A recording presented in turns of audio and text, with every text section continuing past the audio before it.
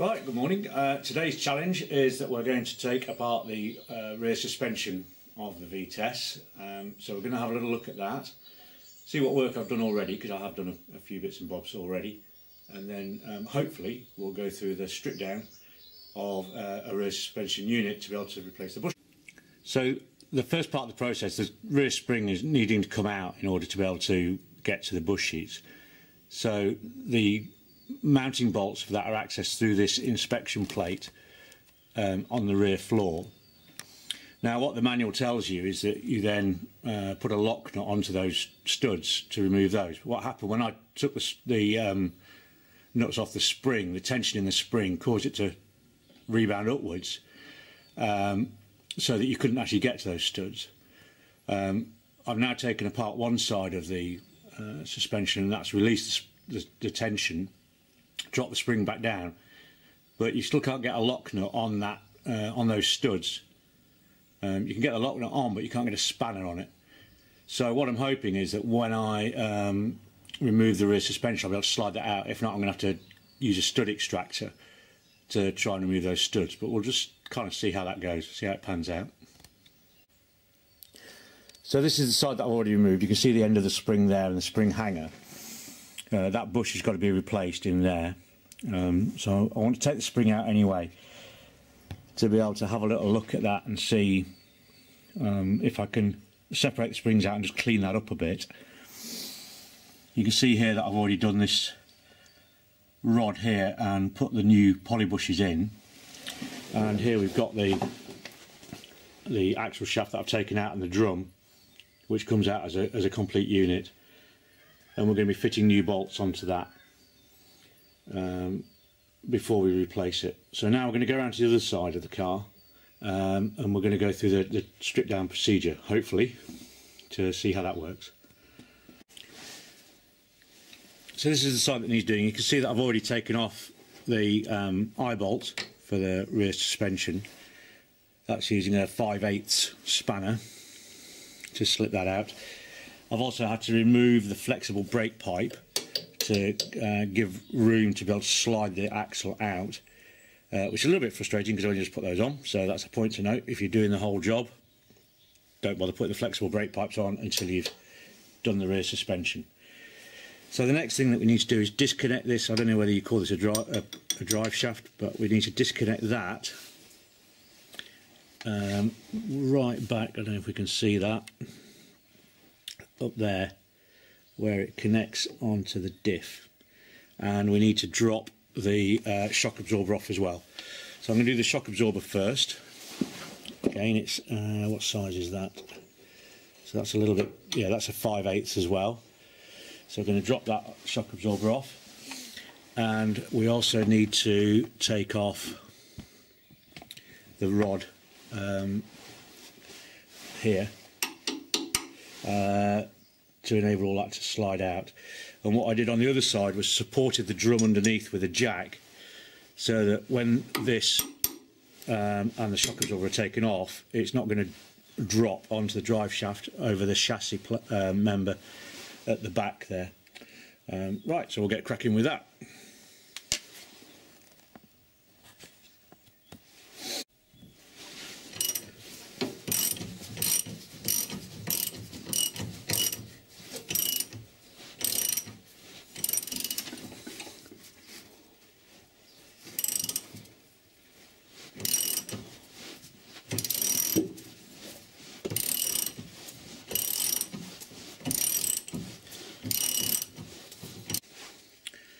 Okay, so it's a significantly bigger nut on the top. That is a 3/4 inch. So I'm going to get that one off. I can't get a socket on there, so it's going to be a open-ended or a ring spanner. Undo that little sucker, and it's coming off reasonably well.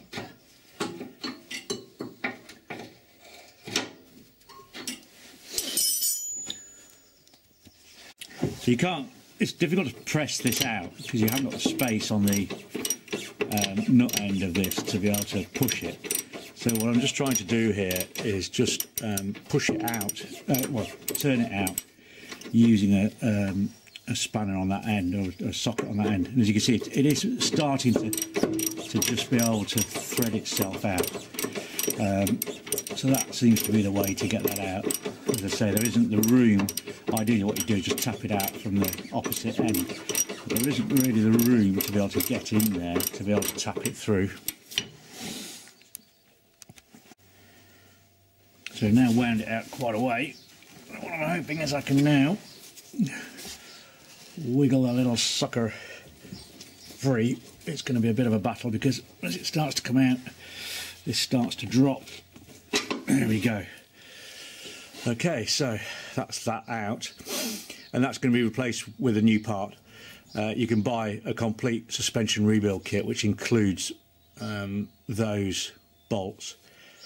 Unfortunately, the Polybush kit doesn't include the bushes for the shock absorbers, so I'm going to have to get those separately. Didn't discover that until I actually got into going through the kit and doing the other side. But they're a couple of pound. I'll just sort those out at a later stage. Right, so that's that. Just need to lift off the shock absorber now. Slide it out and slide it off of the bottom, which will require a bit of brute force and moving the camera out of the way.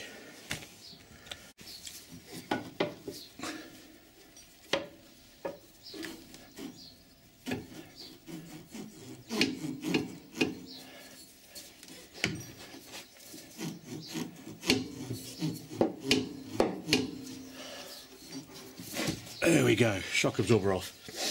And you can see that the bushes on that are pretty second hand really, so they're going to go. Shock absorber itself seems pretty good, and it appears to be, there's no name on it, but it appears to have an adjusting screw there, so it seems to be some sort of adjustable shock absorber does that. But yeah, we'll see. We'll clean those up a bit, but they will be reused. So now we're going to remove this suspension arm. So that involves taking this nut off of this end, which is a 9/16 by the looks of it. So it's got a bolt head on the other end as well, so I may need to lock it off on the other end.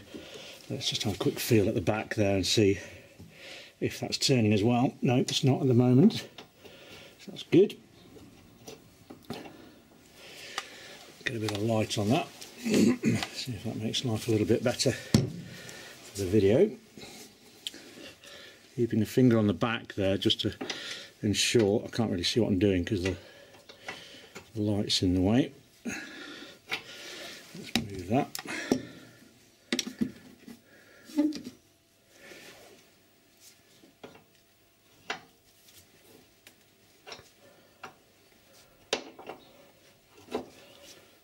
Okay.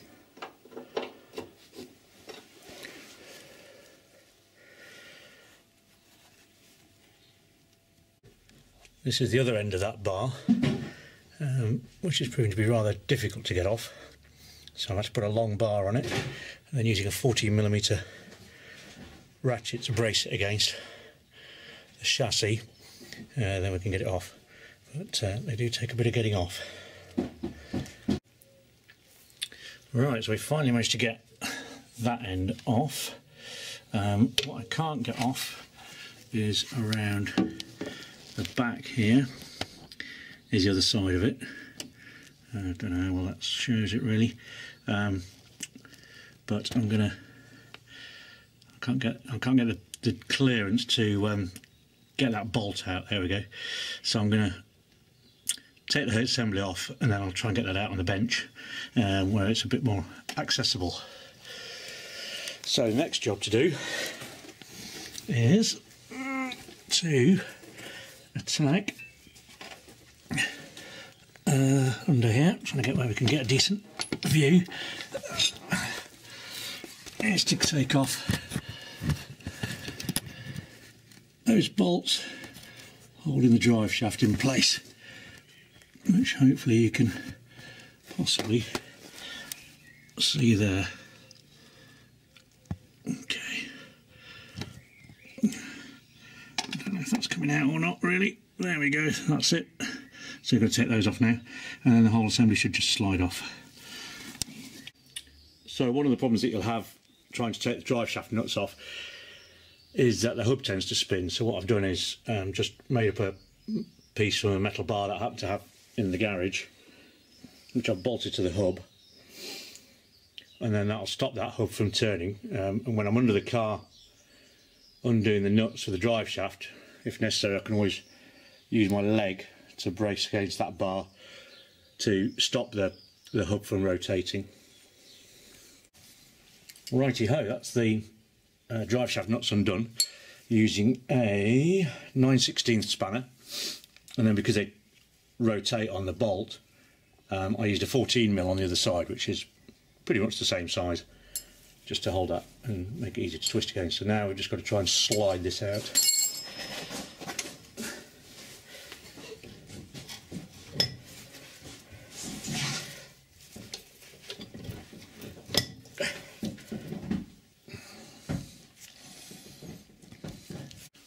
I need to try and release the eye bolt from the spring.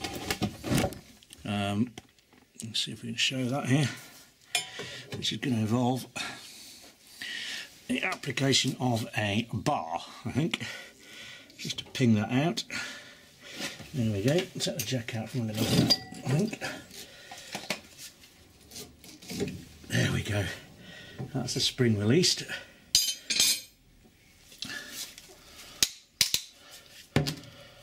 I should be able to slide this out. He says confidently. Why is that not coming out?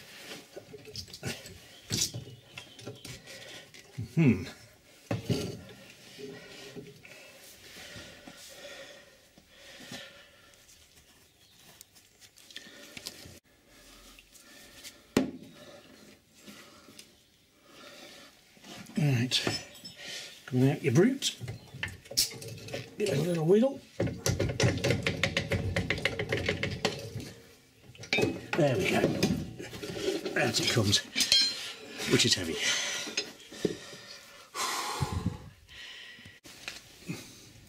So there it is in all its glory. It's the back side of the hub. So we're going to need to try and get that out of there. And we need to just relieve this shock absorber bush here as well. It's kind of stuck on here. We'll get that out as well. And then we're sorted. Right, so the retaining bolt is proving to be extremely stubborn, this one just here. So what we're going to do is attack it with the angry grinder. And I'm aiming to cut through there, to cut through the bolt, and then hopefully it will come out. If not, I'll have to cut through there as well. But the objective is to trim that off so that that can come back out. I won't record this bit because it's going to be noisy. Right, so that's got the little sucker out. So what we're going to do next, we've got to get those bushes out, and the way that I did this on the other side was just to drift it out with a socket, rest it on the bush and give it a good malleting.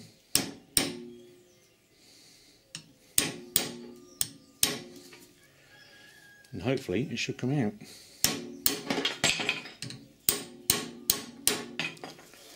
However, this one is going to be a little bit more resistant, it would appear. So I'll go from the other side, see if that's any easier. Tighten her up. It came out pretty easy from the other side, but this side has got more corrosion on it and has generally been more difficult to do.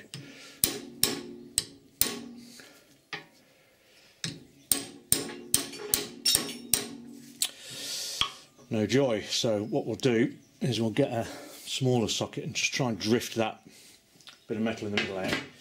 If not, it's going to have to be burning it out, but I'd rather not if I can avoid it. I did try and burn the other ones out, and to be honest it wasn't really that successful, but we'll see how we go.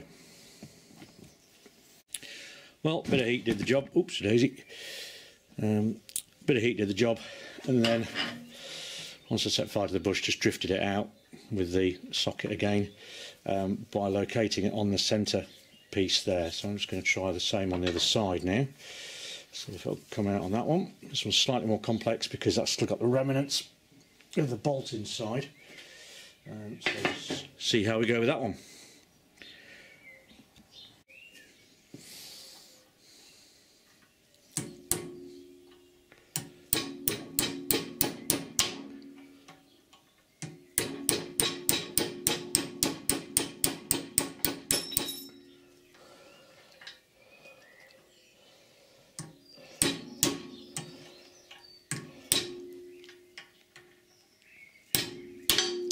Yay, bingo. Job's a good one. Unfortunately we can't get the spring out because the studs are being fouled by the clips that hold the spring together. So the studs are going to have to come out. Now I can't get a lock nut on them, so what we're going to do is use a wee thing called a stud extractor, which is this wee fella here. You can see I've already removed actually one of the studs, so we'll carry on and see if we can get all the rest out.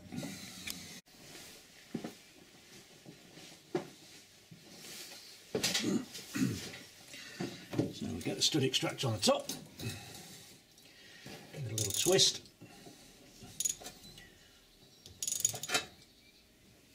There we go.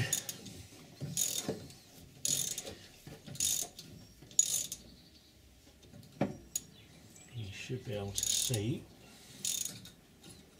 hopefully, the stud being pulled out. You have to hold this because otherwise if you try and turn it off, reset the ratchet without holding it, it actually undoes the grip inside the stud extractor.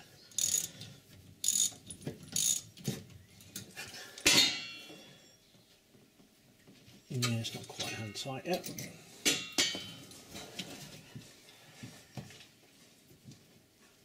Yeah, we'll carry on with the ratchet.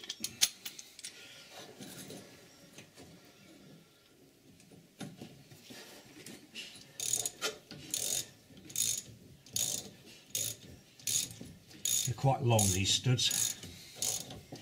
They can take a bit of removing.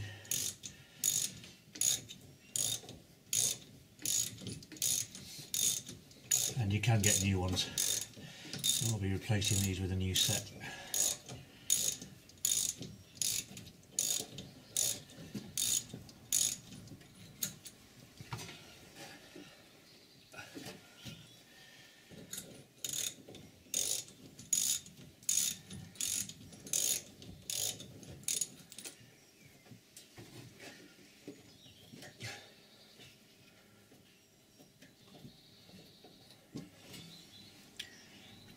Et voila, one stud, and repeat for the next 4.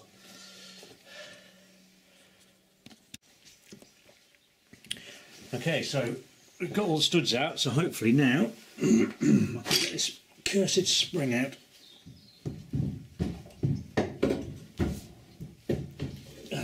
Which is quite heavy. Hey, there we go. One spring. Happy days.